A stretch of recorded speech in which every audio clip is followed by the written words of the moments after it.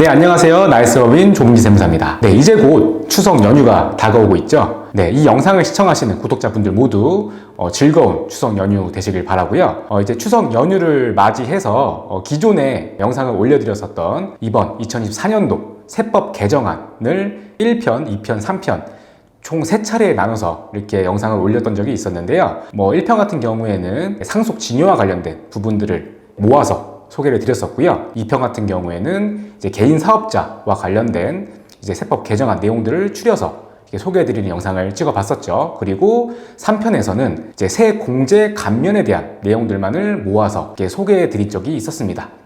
근데 이제 이 영상을 좀 시청해 주신 분들 중에서 이 세법 개정안 내용들을 좀 통합해서 올릴 수 있느냐라는 좀 문의 요청들이 좀 있었는데요. 그래서 이번 추석 연휴를 기해서 이 영상들을 이제 좀 합쳐서 통합본을 만들어서 소개해드리는 그런 영상을 준비해봤습니다. 추석 연휴 동안 좀 푹 쉬시면서 또 이제 시간 남으실 때는 좀 영상 시청하시면서 한 번 더 리마인드 하시는 그런 시간을 좀 가져보면 좋을 것 같습니다. 네, 오늘 영상도 잘 시청해 주시고요. 다음 시간에는 더욱더 유익한 주제 잘 찾아서 이렇게 좀 준비해 보도록 하겠습니다. 나이스법인 조봉기 세무사였습니다. 2024년 7월 25일에 세법 개정안이 발표가 되었습니다. 네, 이번 세법 개정안에는 굉장히 흥미로운 주제들이 많이 포함이 되어 있었는데요. 시간 관계상 한 번에 전부 다 다루는 것이 어려워서 주제를 좀 나눠서 세법 개정안 소개 영상을 준비해 보려고 합니다. 그중 오늘 준비한 내용은요, 이번 세법 개정안에 나오기 전부터 언론에서 자주 보도되었던 내용이었죠. 바로 상속징여와 관련된 내용들을 먼저 준비를 해보았습니다. 네, 그리고 다음 시간에는 세법 개정안 2탄으로 개인 사업자분들께서 관심이 있으실 세법 개정안 내용만 따로 모아 소개해드리는 시간을 가져보고자 하니까요. 다음 영상도 많은 관심 부탁드립니다. 네, 본격적으로 오늘 영상 시작해보시죠. 네, 이번 세법 개정안 중 첫 번째로 설명드리려고 하는 내용은 상속세 잔여 공제 금액을 확대한다는 내용입니다. 네, 현행 상속세의 공제 체계를 먼저 살펴보면요. 기초공제 2억 원이 있고요. 그다음에 인적공제라는 것이 있는데 상속인인 자녀에 대해서는 자녀 1인당 5천만 원의 공제를 적용해주고 있습니다. 네, 그리고 5억 원의 일괄 공제도 있는데요. 네, 앞서 설명드린 기초공제와 인적공제를 합한 금액이 일괄 공제 5억 원보다 적으면 일괄 공제 5억 원을 적용할 수 있는 구조입니다. 네, 그런데 이번 세법 개정안에서 인적공제 중 자녀 1인당 공제 금액을 5천만 원에서 5억 원으로 대폭 인상한다는 내용이 포함되어 있습니다. 네, 굉장히 파격적인 개정 내용에 해당한다고 볼 수 있습니다. 수치로 한번 보시죠. 만약 배우자가 있고요, 그 다음에 자녀 1명이라고 한다 그러면 상속세 신고 시 공제받을 수 있는 금액이 기초공제 2억 원 플러스 인적공제 5억 원 플러스 배우자 상속공제 5억 원 해서 12억 원이 됩니다. 즉 상속재산가액이 12억 원까지는 상속세가 나오지 않게 되는 거죠. 여기서 상속재산가액은 피상속인이 보유하고 있던 재산가액에서 부채를 차감한 후의 금액이기 때문에 담보대출이 포함되어 있는 부동산으로 본다고 한다 그러면 12억 원이 훌쩍 넘는 부동산을 보유하고 있었어도 앞으로 상속세는 나오지 않을 수 있는 결과가 되는 겁니다. 이 개정 취지로는요, 중산층 그리고 다자녀 가구의 세부담을 경감시키기 위함이라고 밝히고 있는데요. 사실상 그 혜택은 중산층보다는 자산가들에게 돌아갈 것으로 예상이 돼서 부자 감세라는 부정적인 시선도 있습니다. 만약 상속 공제 금액을 물가 수준에 연동해서 지속적으로 점차 증가시켰더라면 부자 감세라는 부정적인 인식보다 중산층의 상속세 부담 완화라는 개정 취지에 좀 더 부합하다는 평가를 받지 않았을까 생각해봅니다. 네, 첫 번째 개정안과 함께 살펴봐야 할 두 번째 개정안 내용입니다. 상속증여세 최고세율 및 과세표준을 조정한다는 내용입니다. 네, 현행 상속증여세 과세표준 구간은 과세표준 1억 원 이하인 경우에 10%의 세율을 적용하고 있는데요. 이번 개정안에서 과세표준 2억 원 이하인 경우 10%의 세율을 적용하는 것으로 저세율 과세표준 구간을 늘려주겠다라는 내용이 나왔습니다. 그리고 현행 상속증여세 최고세율은 50%로 과세표준 30억 원 초과분에 대해서 이 최고세율을 적용하고 있었는데요. 이번 개정안을 보면 50%의 최고세율 구간을 삭제하고 과세표준 10억 초과분에 대해서 적용하는 40%의 세율을 최고세율로 바꾸겠다는 내용이 포함되었습니다. 이 세법 개정안이 통과가 되면 향후 5년간 상속세에서만 약 4조 원 이상의 세수가 감소할 것으로 내다보고 있는데요.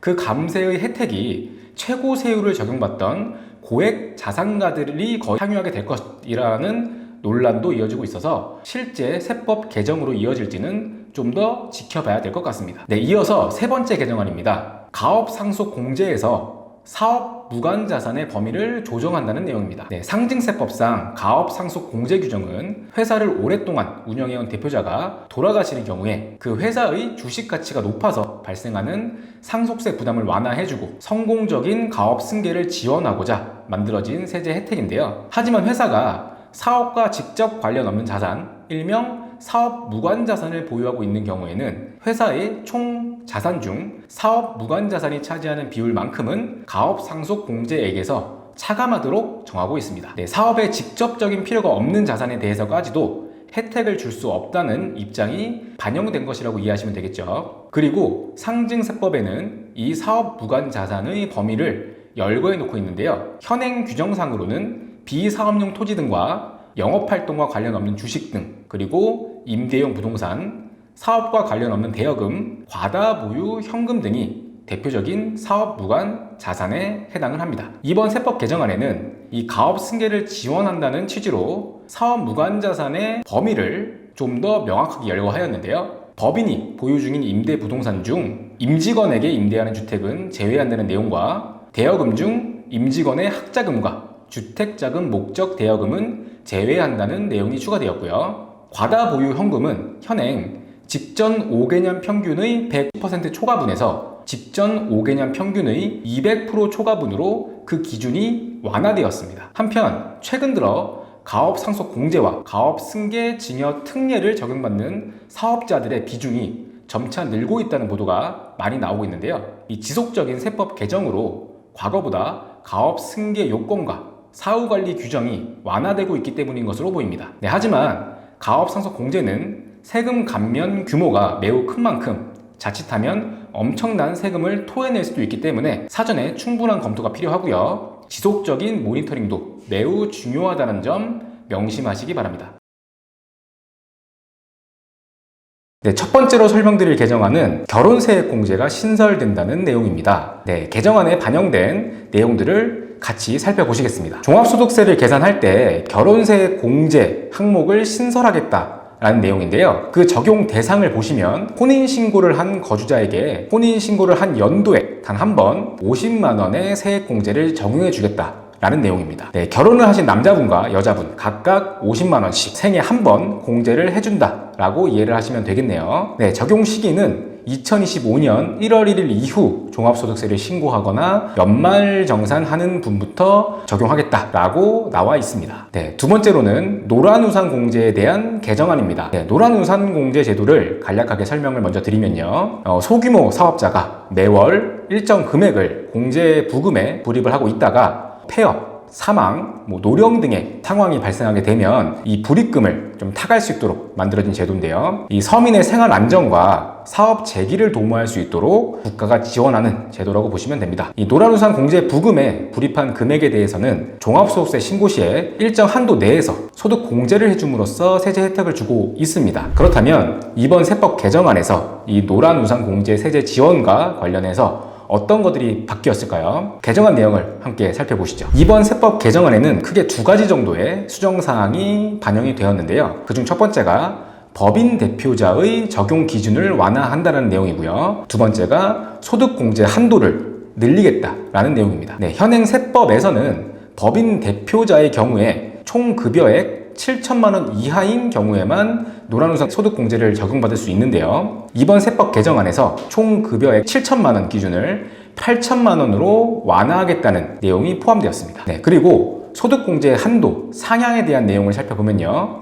현행 세법에서는 사업 소득금액 또는 근로소득금액이 4천만 원 이하인 경우 500만 원의 한도를 두고 있었는데 이를 600만 원으로 100만 원 상향하겠다라고 하고요. 4천만 원 초과 1억 원 이하인 경우에는 현행 300만 원 한도였는데요. 이 또한 100만 원을 상향해서 400만 원으로 개정하겠다라는 내용이 포함되었습니다. 네, 세 번째로는 자녀 세액공제 금액이 확대된다는 내용입니다. 네, 현행 자녀 세액공제는 첫째 15만 원, 둘째 20만 원, 셋째 이후부터는 한 명당 30만 원의 세액공제를 받을 수 있습니다. 이번 세법 개정안에는 자녀 세액공제 금액을 첫째 25만 원, 둘째 30만 원, 셋째 이후부터는 한 명당 40만 원으로 확대하겠다는 내용이 포함되었습니다. 이 저출산 문제를 해결하기 위한 세제 혜택이라고 볼 수 있겠죠.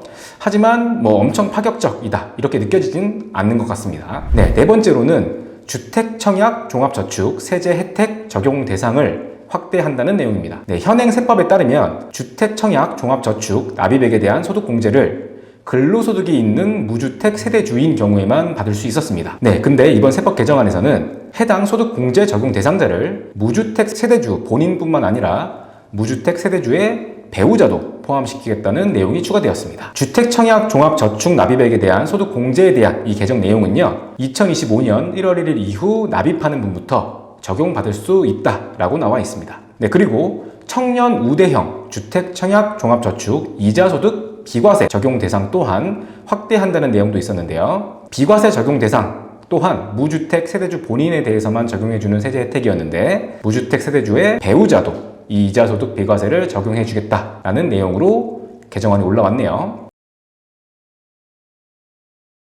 첫 번째로 소개해드릴 개정 내용은 창업 중소기업 세액 감면 제도를 합리화하겠다는 내용입니다. 네, 이 내용과 관련해서 최근에 기사가 많이 올라오는 것 같은데요. 좀 더 자세히 짚어보도록 하겠습니다. 네, 현행 창업 중소기업 세액 감면 규정의 내용과 달라지는 부분은 크게 세 가지 정도로 보시면 되는데요. 하나씩 살펴보시죠. 네, 현행 규정상으로는 수도권 과밀 억제 권역 밖에서 창업한 중소기업에 대해서는 5년간 50%를 감면을 해주는데요. 업종이 신성장 서비스업에 해당하면 초기 3년간은 25%포인트를 추가로 감면을 해주고 있었습니다. 그런데 이 우대 감면 적용을 2024년도까지만 적용하고 종료하겠다는 내용이 그 첫 번째 개정 내용입니다. 네, 두 번째 개정 내용이 중요한데요. 현행 규정에서는 수도권 과밀 억제 권역 밖에서 창업한 중소기업의 경우 청년 창업이 아니라고 한다면 5년간 50%를 감면을 해주고요. 청년 창업에 해당하면 5년간 100%를 전액 감면해주고 있었죠. 하지만 이 감면율을 조정하겠다는 것이 두 번째 개정 내용인데요. 수도권 과밀 억제 권역 밖을 다시 과밀 억제 권역이 아닌 수도권과 수도권 밖 이렇게 두 가지로 쪼개서 과밀 억제 권역이 아닌 수도권에서 창업한 경우에는